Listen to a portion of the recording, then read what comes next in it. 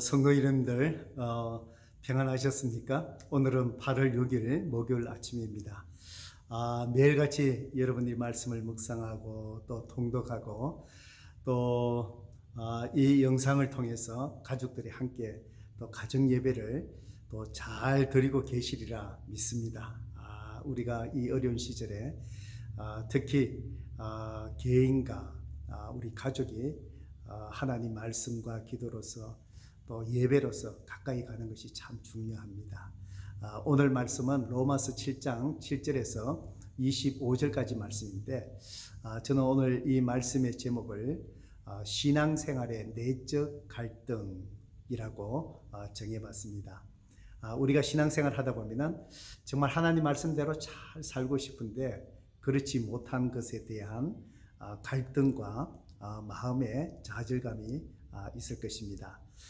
저에게도 옛날에 20대 후반에 참 뜨겁게 신앙생활하고 주를 위해서 살아가기로 참 헌신하고 말씀을 읽고 공부하고 할 때에 그때에 느꼈던 큰 좌절감이 있습니다. 그것은 바로 정말 하나님 말씀에 원하신 대로 살고자 하지만 내가 그렇게 살지 못한 것에 대한 내 자신에 대한 좌절감이시죠. 진리가 너희를 자유롭게 하리라 하시는데 저를 자유롭게 하는 것이 아니라 오히려 정죄감으로 힘들게 했습니다. 그런 내적인 갈등들, 지금은 그때보다 더 이 삶이 악을 행하지 않느냐, 그런 것은 아니겠지만 신앙생활이 무엇인지 또 은혜로 또 어떻게 살아야 되는 것인지를 깨닫게 됨을 통해서 그런 갈등들이 해결되는 것이지요. 아마 여러분에게도 그런 갈등이 분명히 있을 것입니다. 오늘 보면은 사도 바울에게도 그런 갈등이 있었습니다. 자기가 원하는 대로 살지 못하고 악을 행하는 것. 바로 오늘 7장 19절의 말씀에서 사도 바울이 그렇게 고백하지요. 내가 원하는 바 선은 행하지 아니하고 도리어 원하지 아니하는 바 악을 행하는도다. 이것이 사도 바울뿐만 아니라 저뿐만 아니라 우리 모두의 현주소지요. 그래서 사도 바울은 절규를 합니다. 24절에 보면은 오호라 나는 공고한 사람이로다 이 사망의 몸에서 누가 나를 건져내랴. 참 나는 비참한 사람입니다. 내가 왜 이렇습니까? 이 사망의 몸에서 누가 나를 건져내라. 이렇게 사도 바울이 절규합니다. 성도 여러분, 우리가 하나님을 말씀대로 살고 싶은 그런 원함이 있는데 또 때로는 그렇게 살지 못하는 이것이 현실인데 왜 그럴까요? 그런 갈등이 일어난 이유가 뭘까요? 우리가 이것을 잘 이해하면 이런 신앙생활을 어떻게 해야 되는지를 우리가 잘 깨달을 수가 있습니다. 사도 바울은 그래서 이런 과정을 통해서 자기가 중요한 그 원리, 이 갈등의 이유를 깨달았다, 알았다라고 이야기합니다. 21절부터지요. 같이 한번 봅니다. 21절에 그러므로 내가 한 법을 깨달았노니, 바로 여기에서 법은 원리입니다. 이런 갈등이 일어나는 이유, 그 다음에 신앙생활의 원리, 그걸 법이라고 표현했죠. 내가 한 법을 깨달았노니 곧 선을 행하기 원하는 나에게 악이 함께 있는 것이라. 그러니까 이걸 뭘 얘기하냐면 우리 마음속에 두 가지 마음이 있다는 것이죠. 한 마음은 선을 행하기를 원하는 것, 즉 하나님이 원하신 대로 살고 싶은 마음이 있고, 또 한 마음이 있는데 그건 뭐냐? 악을 행하는 것. 자꾸 내가 원치 않는 악을 행하는 두 가지 마음이 있다는 것을 사도 바울은 내가 깨달았다. 이제 그 얘기를 하는 겁니다. 자, 22절. 내 속사람으로는 하나님 법을 즐거워하되, 23절. 내 지체 속에 있는 한 다른 법이 내 마음의 법과 싸워 내 지체 속에 있는 죄의 법으로 나를 사로잡는 것을 보는도다. 바로 이 두 가지 마음이죠. 한쪽에는 사도 바울은 내 속 사람으로는 하나님의 법, 하나님 말씀대로 원하는 데 살고 싶은 그런 마음이 있다는 것이지요. 이 속 사람이 바로 뭐냐? 영적인 본성입니다.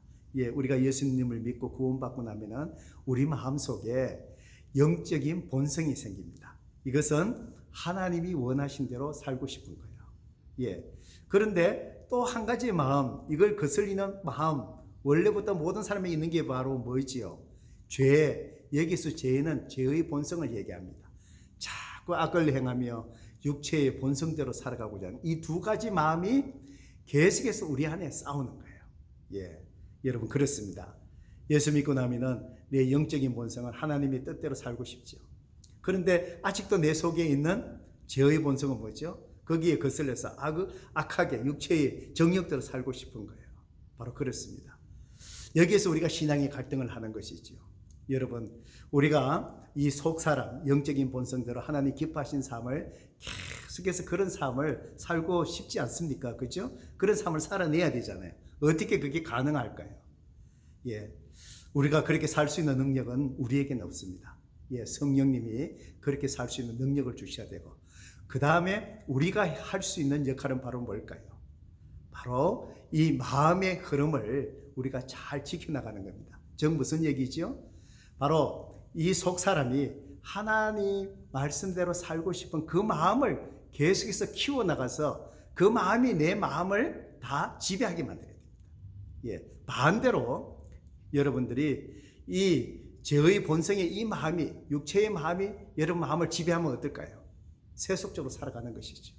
악한 대로 살아가는 겁니다.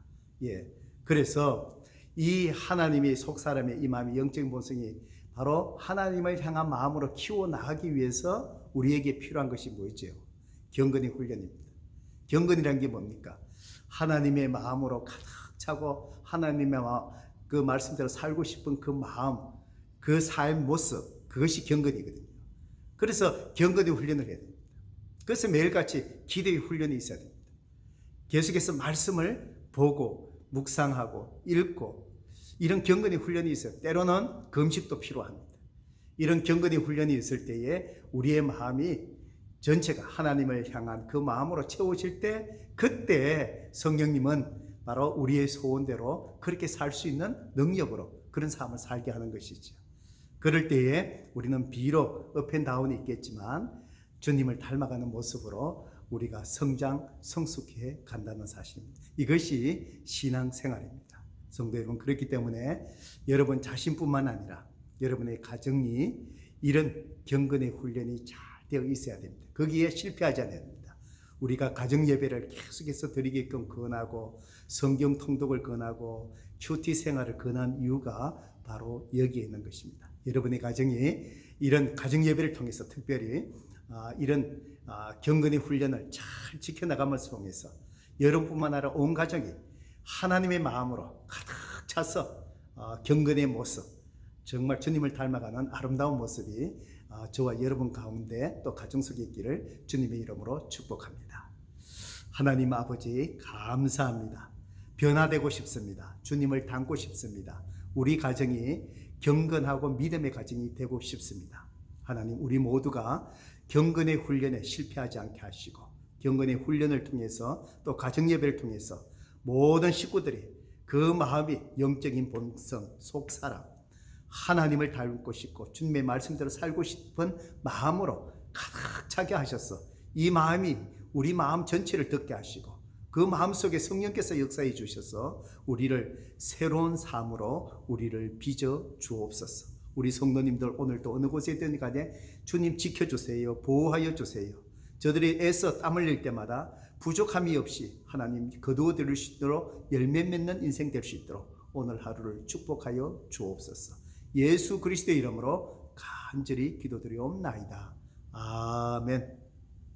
오늘도 경건의 훈련에 실패하지 않고 믿음으로 승리하십시다.